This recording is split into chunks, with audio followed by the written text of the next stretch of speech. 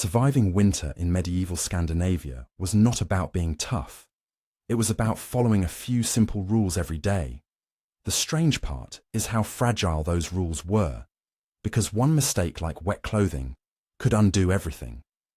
We know this because materials like wool were trusted even when they got damp.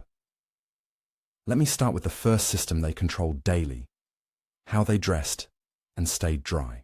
The big secret to staying warm in Viking Age Scandinavia wasn't some magical cloak. It was a boring-sounding system. 3 layers, done on purpose. And here's the twist. Being warm wasn't mainly about wearing the thickest thing you owned. It was about staying dry and keeping the wind from sneaking in. Wool could even get pretty damp and still work, which sounds fake until you remember people trusted it for centuries. But the part that surprises me is how much of this came down to tiny daily habits, not heroic gear. You can almost hear it. That soft sound wool makes when you walk in a few layers at once. Someone comes in from outside, cheeks cold, and the first move isn't a speech or a prayer. It's reaching for a drier shirt, like, "Yep, we're not sleeping in this." It's practical and kind of funny in a normal way, because nothing ruins your evening like realizing your clothes are slowly turning into a personal refrigerator. The layering itself was simple, but it was done with real consistency from roughly 800 to 1500 AD. First came a linen layer right on the skin, because it felt better and helped handle sweat. Then you'd add wool as the main insulator, and after that, you'd finish with an outer layer. Heavy wool, or fur, meant to take the wind and rough weather. And they didn't just throw these clothes on and hope. People rubbed oils and natural grease into seams and hems, so water would bead off more and drafts wouldn't sneak through the weak spots, which is basically medieval weatherproofing without the fancy label. The scary part wasn't the cold in the abstract. It was the moment your clothes got wet and then you stopped moving. That's when heat leaves you fast and it doesn't ask permission. And even if you had the right layers, one annoying little gap at a hem, around a leg wrap, anywhere could let wind push right in and flatten the whole warm air cushion you were trying to keep. People learned pretty quickly that you could do everything right and still lose if your clothing had one lazy opening. And here's the quieter force in all this. Inside the household, certain people decided what got saved, what got patched, and what got cut down into something else. If a well-treated wool piece had been kept in good shape, it didn't just hang around waiting for emergencies. It tended to get guarded and passed along like it mattered, which it did. Meanwhile, the local choices of fabric weren't always local choices at all, because richer buyers and traders had a way of nudging what kinds of dyed wool and nicer cloth even showed up for everyone else to buy. So, when you picture someone getting dressed for a hard day outside, it's not just clothes, it's a whole plan. Stay dry, block drafts, and don't waste the good layer unless you really need it. What's funny is how modern that sounds, like advice you'd give a kid before they run out into snow in a hoodie. And once you notice how much power sat in the small decisions, what gets mended, what gets saved, who gets the warmest outer piece, you start to wonder what happened on the days the system couldn't cover everyone at once. Turf houses didn't just keep Icelanders alive through winter, they basically turned the ground itself into a heater. And it's funny, because the poor-looking homes were often the smartest ones.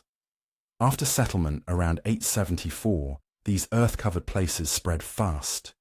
And one little detail explains why. Some walls were close to a meter thick. But once you step inside, there's something about how the space was shared that doesn't match what most of us picture as a home. And that's where it gets interesting. The first thing you'd notice isn't the layout. It's the smell damp earth mixed with peat smoke, with a hint of drying hide that tells you animals aren't far away. And then you see a kid doing that careful little shuffle on the packed floor, like they've learned the hard way where not to step, while an adult keeps one eye on the fire and one eye on everything else. It's cozy in a practical way, not a candle and blanket way. Here's the simple system. The center of the house was built around an open hearth because that one spot did almost everything: heat, cooking, light, and a kind of daily schedule. A lot of homes also connected a byre to the living end, which sounds strange until you realize warm animals are basically living radiators that eat hay. And the whole thing only worked because turf and thatch weren't build it once and forget it materials. Every so often, you had to patch, replace, and rebuild sections before the weather did it for you. People didn't need a fancy furnace. They needed routines, timing, and a lot of stubborn upkeep. But that setup came with trade-offs you can't really ignore once you've lived in it. The smoke didn't politely exit through a neat chimney, so it drifted and stung your eyes, and breathing could feel like you were spending the evening inside a bad campfire story. Storms were another problem, because when the roof started leaking, the wet turf stopped insulating like it should, and suddenly you're chasing cold drafts that seem to come from everywhere at once. And if an animal in the byre got sick, the smell and the mess didn't stay politely on the animal's side. It crept into the living space and made everyone's life harder fast. What's easy to miss is that the house wasn't shaped only by the weather. It was shaped by people with quiet leverage. The crews who cut and shared out the best turf each season could make one farm's repairs quick and another farm's repairs a headache, just based on what kind of sod they got.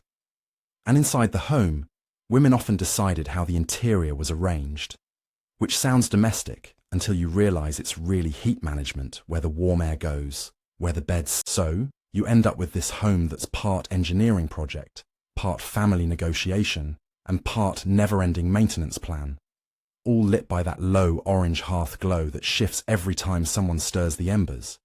People knew exactly which bench was warmest, which corners stay cool for storage, and which spots needed a fresh patch of turf before the next rough stretch of weather. And it leaves you with a question that sounds small, but isn't. When your walls are basically alive with upkeep, who decides what gets fixed first when resources are tight? By the time you hit winter in a Scandinavian farmhouse, survival could come down to one simple skill: keeping yesterday's fire alive for today. And here's the twist. Light and heat weren't really free just because there was a hearth in the middle of the room. They were controlled, rationed, and sometimes argued over. Chimneys didn't even become normal in a lot of places until the late Middle Ages, around the 14th to 16th centuries. So the cozy fire you're picturing often came with a face full of smoke. And once you see how they saved warmth like it was money, a few daily choices start looking strangely high stakes. The first thing you'd notice is that crackly little pop of peat in the hearth, the kind that makes you glance over even if you're trying to act calm.